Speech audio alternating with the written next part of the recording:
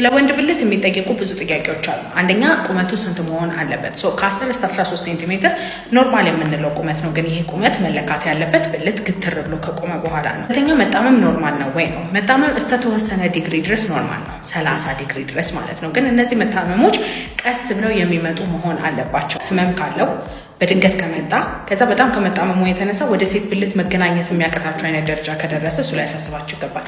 ሶስተኛ ብልት አካባቢ ፈሳሽ መፍሰስ አለበት ወይም መላላጥ መኖር አለበት ወይ? የለም። ማንኛውም አይነት መላላጥ መኖር የለበትም፣ ፈሳሽ መኖር የለበትም። እሱ የተለያዩ አይነት የአባላዘር በሽታ ወይም የቆዳ በሽታ ምልክቶች ስለሆኑ ሄዳችሁ ቼክ መደረግ አለባችሁ። አራተኛ ደግሞ የብልት እድገት መቼ ነው የሚያቆመው ነው።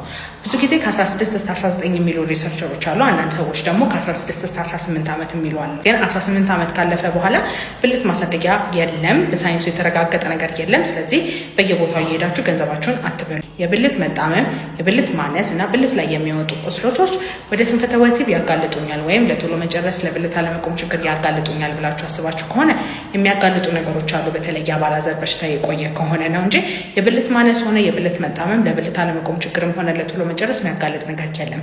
እነዚህ ስንፈተ ወሲቦች የሚመጡት ጡንቻ ላይ፣ ደም ስር ላይ፣ ነርቭ ላይ፣ ሆርሞን ላይ ባሉ ችግሮች ናቸው። እነሱ እንደ አግባብነታቸው ሕክምና ሊሰጣቸው ይችላል። በማንኛውም ስንፈተ ወሲብ መታከም ከፈለጋችሁ ባዮ ላይ ባለው ስልክ ቁጥር ደውላችሁ ቀጠሮ ማስያዝ ትችላላችሁ።